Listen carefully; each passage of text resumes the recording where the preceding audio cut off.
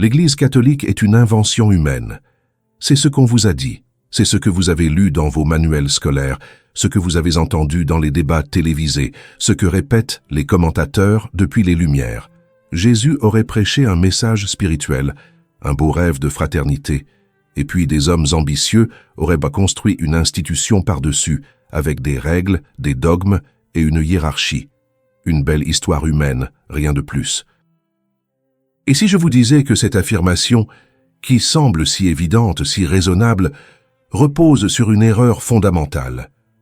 Une erreur que même les historiens les plus critiques du Nouveau Testament ne commettent pas. Voyez-vous, il y a un fait historique que personne ne conteste. Personne. Ni les athées, ni les protestants, ni les exégètes les plus sceptiques. Ce fait, c'est que Jésus de Nazareth a choisi 12 hommes. Pas 11, pas 13. 12. Et ce nombre n'est pas un hasard. C'est un acte fondateur, un geste délibéré chargé d'une signification que la plupart des gens ignorent complètement. Et quand on comprend pourquoi il a choisi précisément 12 apôtres, toute l'accusation d'invention humaine s'effondre. Aujourd'hui, je vais vous montrer avec des preuves bibliques, historiques et logiques que l'Église catholique n'est pas née dans la tête des hommes. Elle est née dans le cœur du Christ. Et cette démonstration va changer votre manière de voir l'Église. Que vous soyez catholique convaincu, catholique en doute, ou simplement en recherche de vérité. Si on vous a déjà dit au bureau, en famille, ou sur les réseaux sociaux, que l'Église est une construction humaine restée jusqu'à la fin, vous aurez enfin une réponse solide. Mais avant d'entrer dans le vif du sujet, prenons un instant pour demander la lumière de l'Esprit Saint, au nom du Père et du Fils et du Saint-Esprit. Amen. Viens, Esprit Saint, éclaire notre intelligence et notre cœur. Donne-nous la grâce de comprendre ce que tu veux nous enseigner aujourd'hui. Amen. Allons-y. Cette question, l'Église a-t-elle été inventée par des hommes, n'est pas une question de théologien enfermé dans sa bibliothèque. C'est une question que vous avez probablement déjà entendue, peut-être même dans votre propre famille, peut-être au travail, peut-être en lisant un article sur Internet. En France, nous vivons dans un pays où l'héritage chrétien est systématiquement minimisé, où l'on vous apprend dès l'école que la religion est une affaire privée, une opinion parmi d'autres, et que l'Église serait au fond une institution comme une autre, née de la volonté des hommes et soumise aux aléas de l'histoire. Depuis Voltaire, depuis les encyclopédistes, depuis la Révolution, cette idée s'est enracinée dans notre culture au point de passer pour une évidence. Mais une évidence n'est pas une vérité. Et c'est précisément là que nous devons faire un travail d'intelligence, un travail de raison éclairé par la foi pour poser la bonne question. Parce que voyez-vous, la manière dont vous posez la question détermine la réponse que vous obtenez. Et si la question est mal posée depuis le départ, vous arriverez forcément à une conclusion fausse. Alors posons la bonne question, comme le faisait avec une rigueur admirable le cardinal Joseph Ratzinger, devenu Benoît XVI. Pour comprendre si l'Église est une invention humaine, il faut remonter bien avant le Christ. Il faut remonter à l'Ancien Testament, aux origines même du peuple de Dieu. Et c'est ici que la plupart des gens se trompent, parce qu'ils imaginent que l'Église est apparue un beau jour, comme une création sortie de nulle part, comme si Jésus avait fondé une sorte d'association Loi 1901. Mais ce n'est pas du tout ce qui s'est passé. Dieu, depuis le commencement, a toujours voulu un peuple, pas des individus isolés, pas des croyants dispersés chacun dans son coin avec sa Bible sous le bras. Un peuple, une communauté visible, structurée, unie. C'est le cœur même de l'histoire du salut. Dieu appelle Abraham et d'Abraham naît un peuple. Ce peuple se structure autour des 12 fils de Jacob, les 12 tribus d'Israël. 12. Retenez bien ce nombre, parce qu'il est la clé de tout ce qui va suivre. Maintenant, voici la question décisive, celle que posait Ratzinger avec une clarté lumineuse. Quand Jésus est venu, est-il venu abolir le peuple de Dieu ou est-il venu le renouveler? La réponse est évidente pour quiconque lit les évangiles avec honnêteté. Jésus n'est pas venu détruire, il est venu accomplir. Et l'un des premiers gestes publics de son ministère, l'un des actes les plus significatifs de toute sa vie terrestre, c'est précisément le choix des 12 apôtres. Or, ce choix n'est pas anodin. Ce n'est pas un hasard organisationnel, ce n'est pas une question pratique de gestion d'équipe. C'est un acte prophétique d'une puissance considérable. Tout comme le peuple de Dieu ancien était fondé sur les 12 fils de Jacob, le peuple de Dieu nouveau est fondé sur 12 nouveaux patriarches, les 12 apôtres. Jésus refonde le peuple de Dieu, il le renouvelle de l'intérieur, mais sur un fondement radicalement nouveau. Le lien qui unit les membres de ce nouveau peuple n'est plus le lien du sang qui vient d'Abraham. Le lien, désormais, c'est l'Esprit Saint qui nous unit au Christ, tête de l'Église, corps mystique du Christ. Vous saisissez la portée de ce geste? Jésus ne fonde pas une organisation humaine. Il accomplit la promesse de Dieu faite depuis des siècles. Et ce n'est pas tout.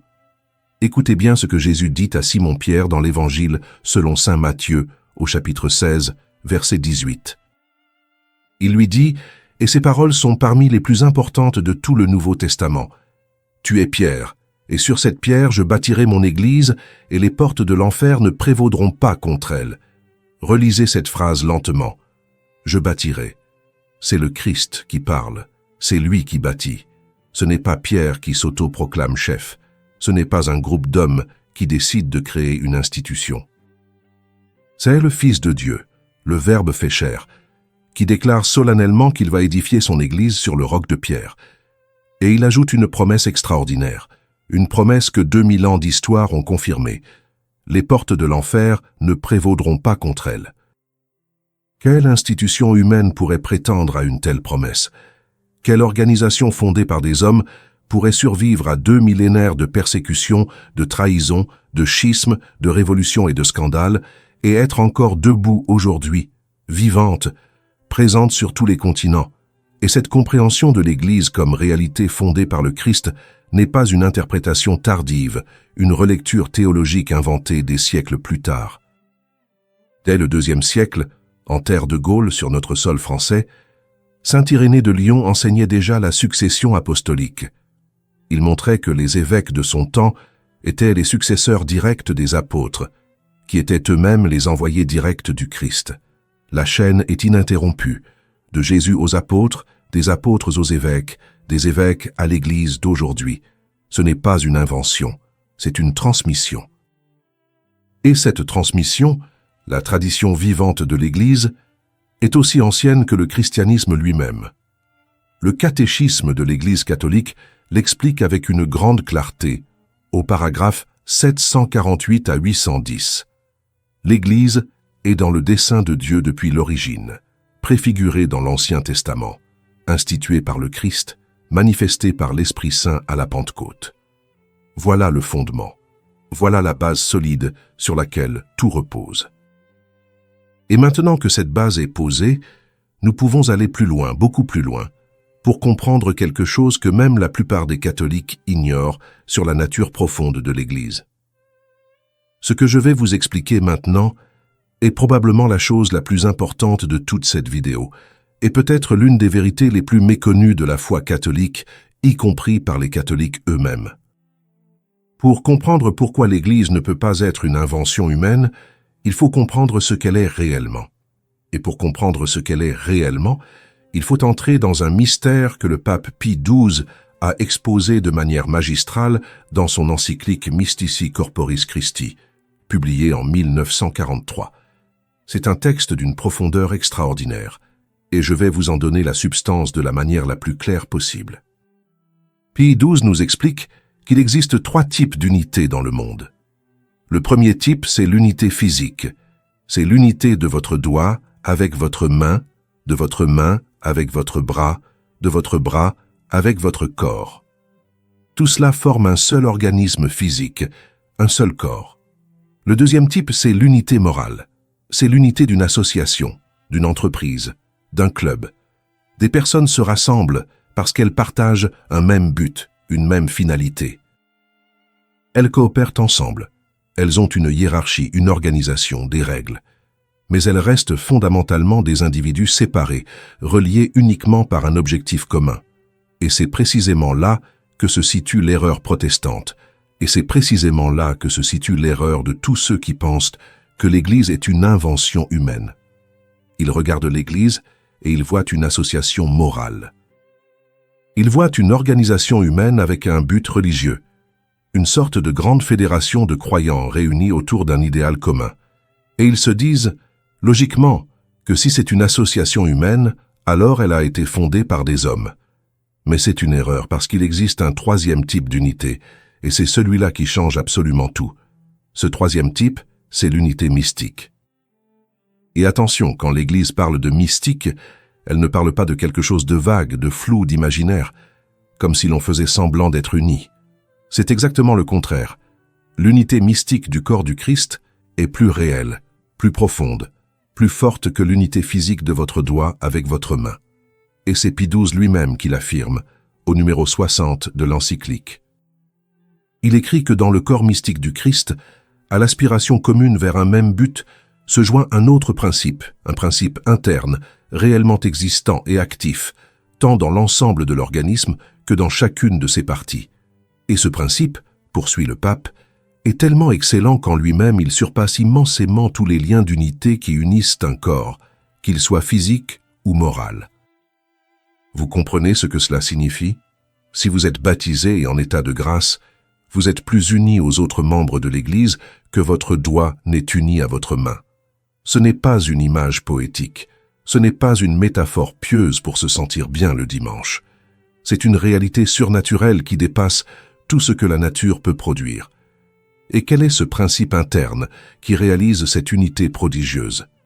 C'est l'Esprit Saint lui-même. Pie XII dit que ce principe est quelque chose, non pas de l'ordre naturel, mais surnaturel, et en soi absolument infini et incréé, à savoir l'Esprit divin qui, étant un seul et le même, remplit et unit toute l'Église. L'Esprit Saint. Voilà ce qui unit l'Église. Pas un programme, pas un règlement intérieur, pas une charte de bonne conduite. L'Esprit Saint, la troisième personne de la Trinité, Dieu lui-même. Comment une réalité unie par Dieu en personne pourrait-elle être une invention des hommes? La logique elle-même nous conduit à reconnaître que c'est impossible, mais il faut aller encore plus loin pour saisir la beauté de cette vérité. Comment l'Esprit Saint arrive-t-il jusqu'à nous?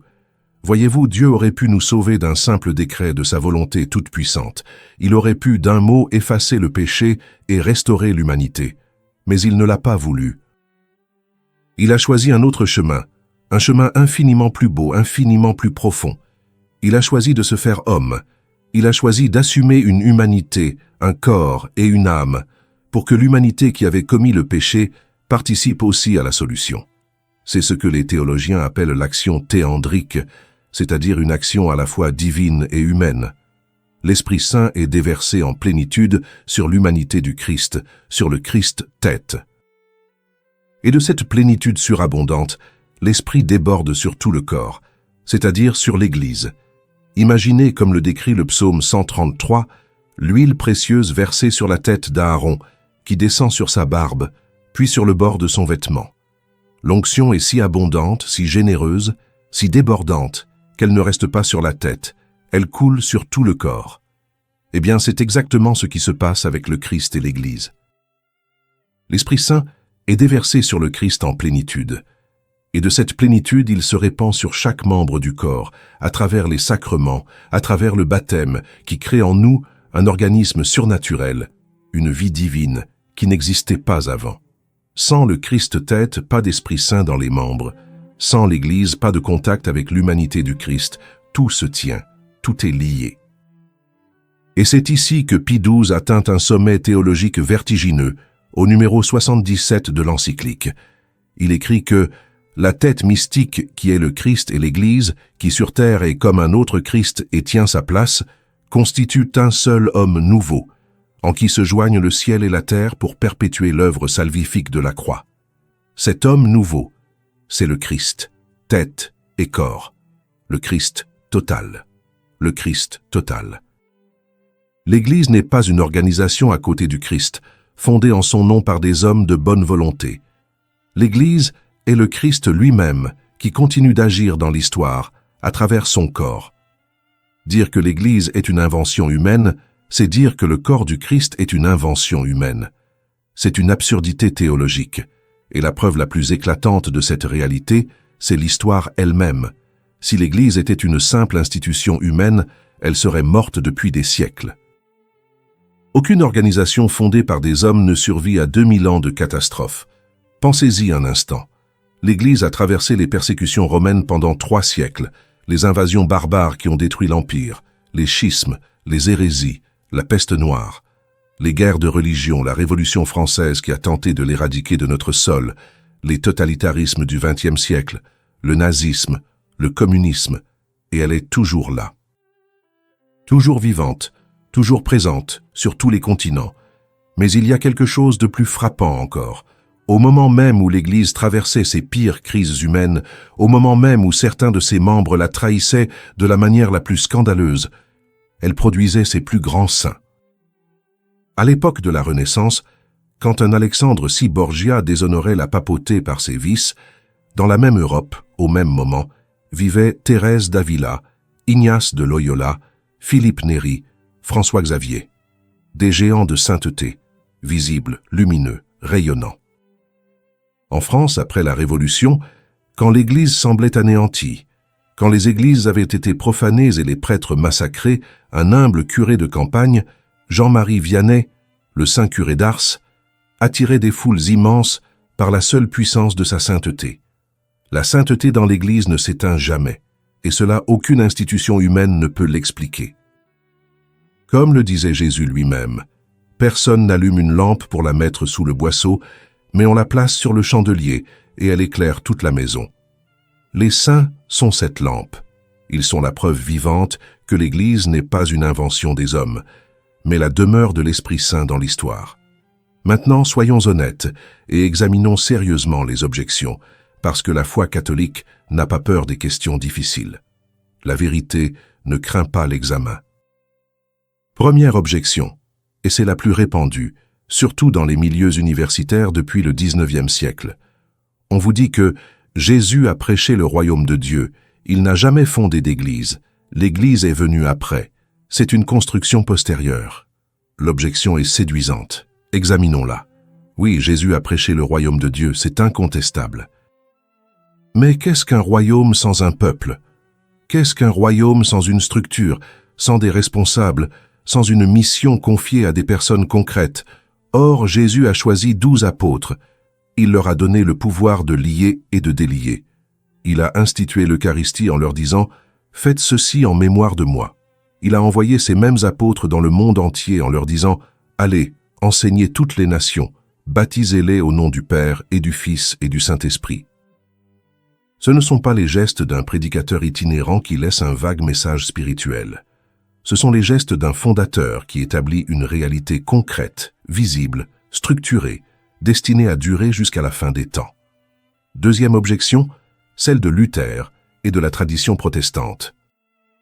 Luther, au XVIe siècle, a introduit l'idée que la vraie Église du Christ serait invisible, composée uniquement des élus connus de Dieu seul, et que l'Église visible, l'Église catholique avec sa hiérarchie, ses sacrements et sa tradition, ne serait qu'une organisation humaine. Mais voyez le problème de cette vision. Un corps est par définition visible. Comment peut-on parler du corps du Christ et affirmer en même temps que ce corps est invisible? C'est une contradiction dans les termes. Saint Paul, dans sa conversion sur le chemin de Damas, entend le Christ lui dire « Saul, Saul, pourquoi me persécutes-tu » Or, Paul ne persécutait pas un Christ invisible. Il persécutait des chrétiens bien réels, bien concrets, bien visibles. Et le Christ s'identifie à eux. « C'est moi que tu persécutes. » L'Église visible et le Christ ne font qu'un. Les saints sont visibles, les sacrements sont visibles. La charité de l'Église est visible. L'Église invisible est une invention de Luther, pas une vérité de l'Évangile. Troisième objection, et celle-ci touche particulièrement les Français, qui ont une conscience aiguë de l'histoire. On vous dit que les scandales dans l'Église prouvent qu'elle est une institution humaine, trop humaine. Cette objection mérite d'être prise au sérieux, avec honnêteté et humilité. Oui, il y a eu des scandales. Oui, des membres de l'Église, y compris des clercs, ont commis des actes graves et indignes. L'Église ne le nie pas et ne doit jamais le nier. Mais réfléchissons un instant. Le péché des membres détruit-il la sainteté de l'Église? Si votre fils commet une faute grave, cela fait-il de votre famille une invention? Les péchés des chrétiens prouvent la faiblesse humaine. Ils ne prouvent pas l'absence de Dieu. Au contraire, posez-vous cette question avec la rigueur intellectuelle qui honore notre tradition française.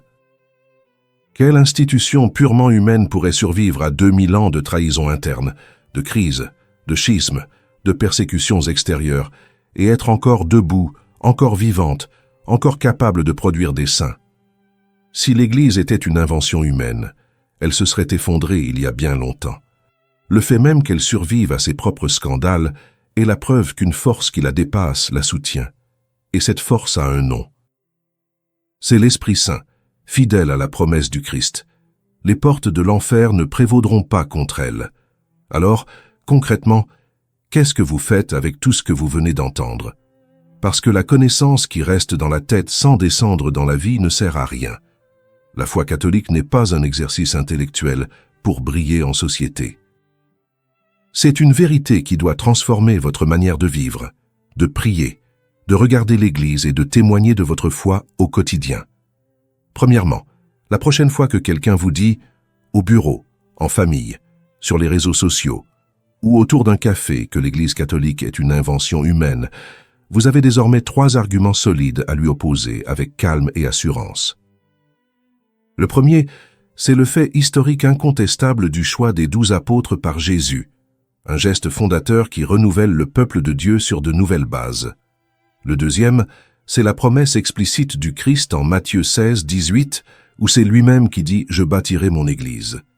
Et le troisième, c'est la survie même de l'Église à travers 2000 ans de persécutions, de crises et de scandales, une survie qu'aucune institution purement humaine ne pourrait expliquer. Vous n'avez pas besoin d'être théologien pour dire cela. Vous avez besoin d'être un catholique qui connaît sa foi et qui n'a pas honte de la partager avec charité et avec intelligence.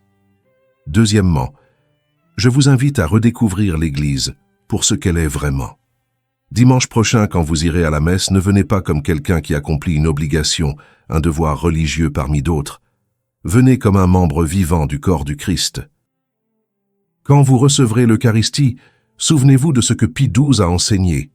Vous êtes unis au Christ-tête et à tous les autres membres de son corps d'une unité plus profonde, plus réelle, plus forte que toute unité physique. Ce n'est pas un rituel, c'est une communion surnaturelle avec le Dieu vivant, à travers l'humanité de son Fils. Laissez cette vérité pénétrer votre cœur et transformer votre regard sur chaque messe, sur chaque sacrement, sur chaque prière. Troisièmement, prenez votre Bible cette semaine et lisez le chapitre 12 de la première lettre de Saint Paul aux Corinthiens. Lisez-le lentement, avec attention. Saint Paul y explique de manière magnifique ce que signifie être membre du corps du Christ. Il utilise l'image du corps humain où l'œil ne peut pas dire à la main « Je n'ai pas besoin de toi », où chaque membre a sa place, sa fonction, sa dignité. C'est l'une des plus belles pages du Nouveau Testament sur la nature de l'Église, et elle vous aidera à comprendre en profondeur ce que nous avons vu ensemble aujourd'hui. Et avant de nous quitter, je voudrais vous laisser avec une certitude qui doit habiter votre cœur, surtout dans les moments où le doute frappe à votre porte, surtout dans les moments où le monde vous dit que votre foi est dépassée, que l'Église est finie, qu'elle appartient au passé. Cette certitude, la voici. L'Église a traversé les catacombes de Rome, les invasions barbares, la chute des empires, les grandes hérésies, la peste noire, le schisme d'Orient, la réforme protestante, la Révolution française, les 2 guerres mondiales, le nazisme, le communisme, et elle est toujours là. Elle est toujours debout. Elle célèbre toujours la même messe, professe toujours la même foi, distribue toujours les mêmes sacrements. Pourquoi? Parce que la promesse du Christ est irrévocable. Les portes de l'enfer ne prévaudront pas contre elle. Nous sommes, vous et moi, les héritiers de ceux qui ont bâti Chartres, Notre-Dame de Paris, le Mont-Saint-Michel, les abbayes de Cluny et de Cîteaux. Ils n'ont pas construit ces merveilles pour une institution humaine. Ils ont construit pour le Dieu vivant, et ce Dieu est toujours vivant. Il est vivant dans chaque tabernacle de chaque église de France. Il est vivant dans chaque baptême, dans chaque confession, dans chaque Eucharistie. Et il est vivant en vous, si vous êtes en état de grâce, par cet organisme surnaturel que le baptême a créé dans votre âme. Sainte Thérèse de Lisieux, notre petite Thérèse, patronne de la France, disait avec cette simplicité qui n'appartient qu'aux grands saints, « Tout est grâce. » Tout, y compris les épreuves de l'Église, y compris les combats de la foi, y compris les doutes que vous traversez peut-être en ce moment. Tout est grâce, parce que tout est dans les mains de Dieu, et que Dieu conduit son Église avec une fidélité que rien ni personne ne peut briser. Alors ne lâchez pas. Restez dans l'Église. Aimez l'Église. Défendez l'Église. Non pas parce qu'elle est parfaite dans ses membres, mais parce qu'elle est sainte dans son fondement qui est le Christ. Vous êtes sur le bon chemin. Persévérez. Le ciel en vaut la peine. L'Église n'est pas une invention des hommes. Elle est le corps vivant du Christ dans l'histoire, et vous en êtes membre. Si cette vidéo vous a aidé, partagez-la avec quelqu'un qui a besoin d'entendre cela. Un ami, un proche, quelqu'un qui doute, quelqu'un qui cherche. Que Dieu vous bénisse abondamment. Que Notre-Dame, notre Mère, intercède pour vous. Que Sainte Jeanne d'Arc nous donne le courage de témoigner de notre foi sans peur et sans compromis. La bénédiction de Dieu Tout-Puissant, le Père, le Fils et le Saint-Esprit, descendent sur vous et demeurent à jamais. Amen. On se retrouve dans la prochaine vidéo. Restez avec Dieu.